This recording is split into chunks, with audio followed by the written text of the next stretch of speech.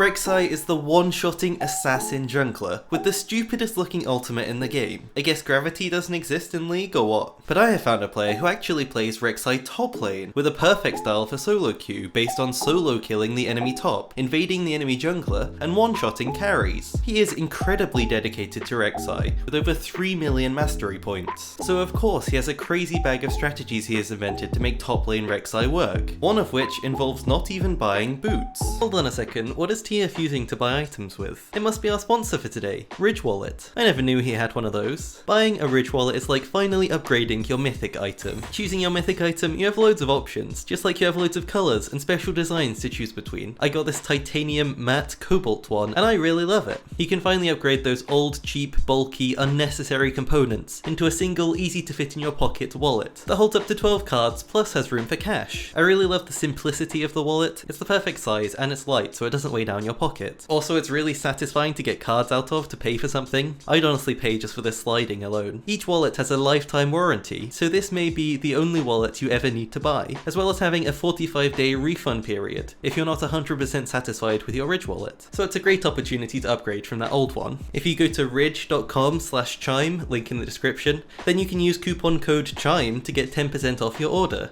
Our player today is named My Bite Hurts from NA. Yes, he did name change to a Reksai name once he started one-tricking, and yes, this style is actually built around how much damage his bite does. Starting all the way back in Season 3, our player Bite was living in his grandmother's basement. He installed League as his first ever MOBA, pushing through the issues of having terrible internet. Because of this, his first champion was Singed, since he could play him even with very high ping. Maybe that's the reason so many people pick Yuumi. In Season 4, Bite got into Ranked, and finally convinced his grandma to upgrade their internet. He could now actually use skill shots, so he picked up Victor as his next main. This was the very old version of Victor with the old Hex Core upgrades. Bite would rush his E augment, shoving waves, poking and taking mid tower as fast as possible. That was until the Season 4 Assassin meta began, and then he started to die a lot. With Reksai's release in patch 4.21, Bite tried the champion out. Initially he didn't really know how to play it and he didn't love it, sticking to Victor and hitting gold in his first ranked season. In early Season 5, after seeing some of the meta Reksai builds, Bite tried it again and fell in love. This champion was everything he wanted, and he never wanted to play anything else. This man is the most loyal player I have ever seen. When I say he never wants to play anything else, he literally never does, having seasons where he has only played Reksai, nothing else. And how could you blame him when Reksai is so cute? Yes, apparently Riot made her a she, even though it's a void monster, so I'm still waiting for the pool party skin, personally.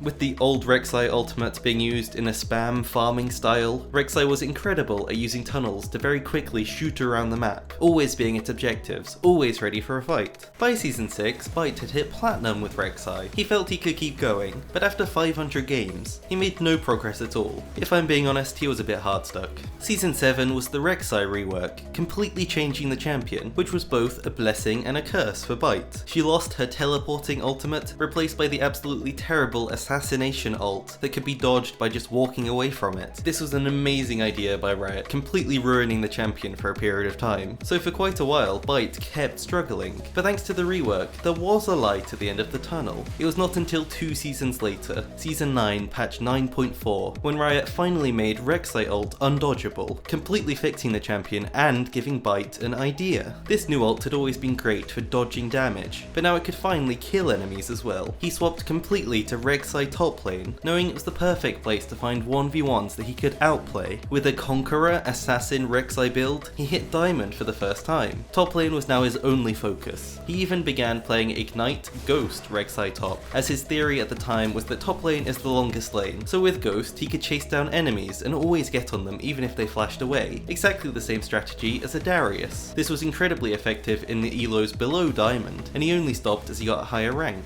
Joining the Reksai mains Discord, he then began Season 11 differently. He had some success with lethality builds in Season 10, staying in Diamond, but now with the new items he had no idea where to start. He joined a group of Reksai top mains who got together and began to experiment. According to Bite, this was not just a one-man theory crafting job, this was a community effort. By pooling all of their strategies together, comparing strengths and weaknesses, they landed on a perfect Reksai top build, runes, as well as a bag of tricks they could use to win top lane every game. Bite was the test dummy, the highest ranked of all of them, so he began to try their theory out. In May 2021, he started his climb from Diamond 4, and in 2 short months, in just a couple couple hundred games, he hit Master Tier with Rek'sai top. Their theory had worked, and one of them had made it to Master. Let me show you exactly how they did it. At level 1, Bite takes Q. This is by far Reksai's weakest point in the whole game. He can use Q to quickly last hit the 3 melee minions, but he does not want to fight, even sitting far back and just getting XP if needed. At level 2, Bite takes his W. He can now start using his healing strategy. In the jungle, Reksai Fury is great for healing you from the damage that the camps do, but in top lane he can use the Fury to take a trade and then walk away, burrowing to regenerate health. Simply just auto-attacking minions builds up Fury, so he has an infinite free health pool to use to stay alive.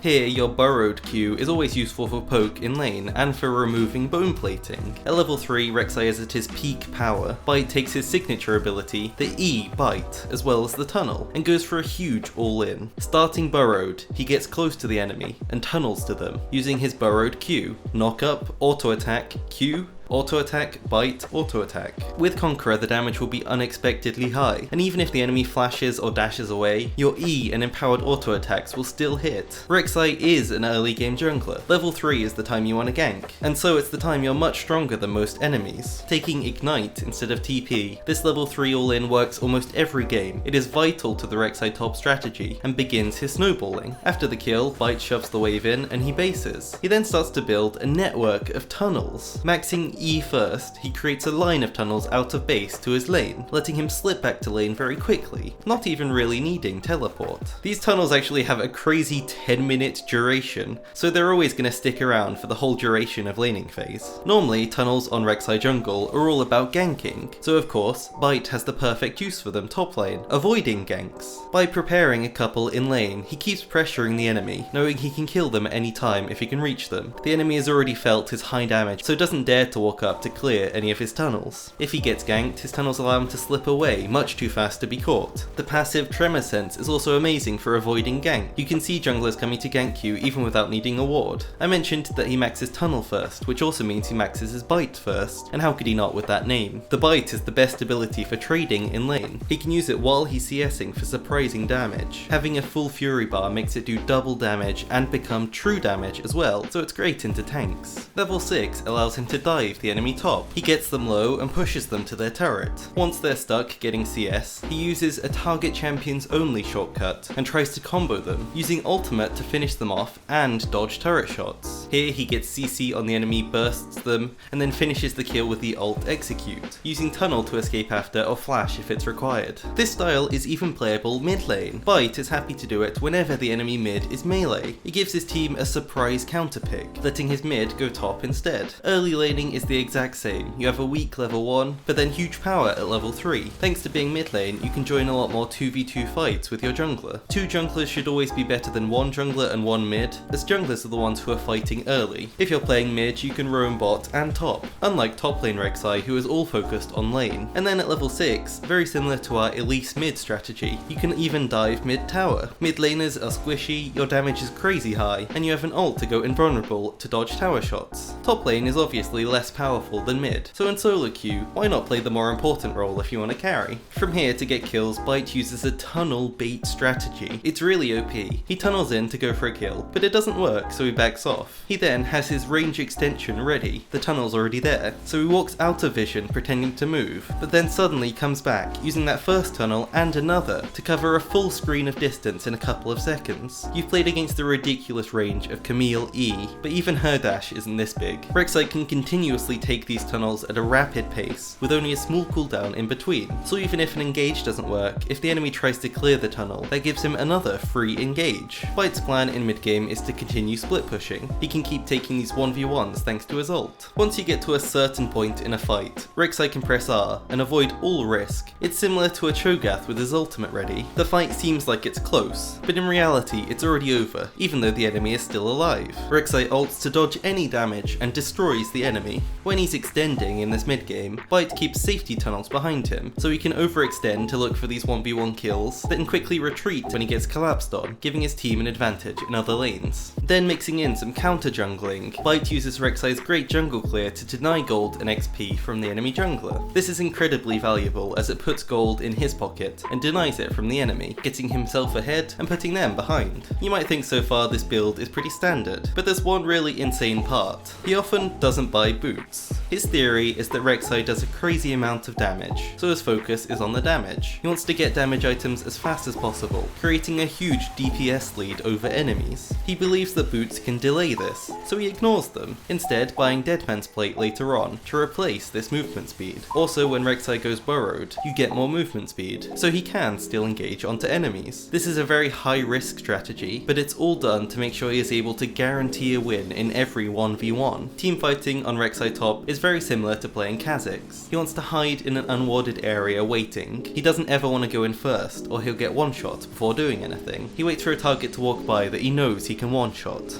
Going in, he uses ult to dodge damage, using the same tunnel again to get out if he needs to. His first item is actually Goredrinker, so in teamfights, Goredrinker lets Rek'sai go for this pick, and then even if he ends up ulting into a group of 5 people, Gore can help him stall long enough to get the kill and escape. This item is incredibly powerful right now, specifically because it is great for stalling fights in this way, so it's perfect for Reksai. Also, it's great on Reksai because with this item, the lower HP you have, the higher AD you get as a bonus. Reksai has great AD scaling, with a theoretical 525% bonus AD if you add all of her abilities together, meaning this item works stupidly well. She's meant to be an assassin, but this bruiser item for some reason multiplies her damage way over the top. Teamfighting is really the hardest part of playing Rek'sai top. Always the best option you have is playing with your team. If you can't get an assassination, play for knockups and for staying alive with Goredrinker. If you can avoid teamfights altogether and just go for picks instead, then you should. So in late game, once again, he prefers to keep split pushing, using his tunnel bait strategy on new enemies that haven't seen it before. Rek'sai overextends, drawing people down, and then tunnels out to safety, waiting. Any good enemy will think, oh look, a tunnel. I should kill that at some point so we can't use it again to get an engage. It's funny because that is a good idea when you're playing against Reksai. You should always kill the tunnels, otherwise she can dominate the map.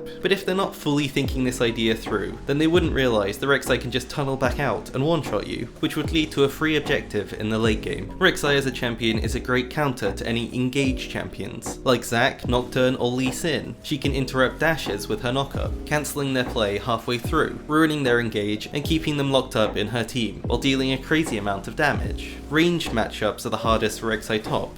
You really can't take much poke since you're an assassin. If you can reach the enemy, they'll be dead very easily, but Bite has to rely on the healing passive a lot in these games, and you must get a kill at level 3 to get ahead. Doran Shield is perfect for this against poke thanks to the regen passive. For his custom build, Goredrinker is perfect for Rek'sai thanks to the stalling and bonus AD it gives. If you're buying boots, then resistance boots are the best, and his ideal next item is Sterak's Gauge. But if you're doing the no boots build, then you might want to get Deadman's Plate early. Next is Death's Dance into Titanic Hydra, and then resistance items at the end so you can frontline a bit better. Titanic Hydra is great, it gives you health, it gives you AoE to apply your ultimate, and it gives you tons of attack damage since you have so much health from all the other items. You could be getting about 80 AD just from this passive. For his runes he goes Conqueror for the 1v1 fights. Last Stand is really good for 1v1s, it'll help you turn the ones that are really close. Second Wind and Revitalize are the page you should take when you need to abuse the healing in a hard range matchup, but take Taste of Blood and Ravenous Hunter because they're much better in longer fights against a bruiser or a tank top laner. Thanks again to Ridge for sponsoring this video, please check them out at the link in the description, and thanks so much for watching.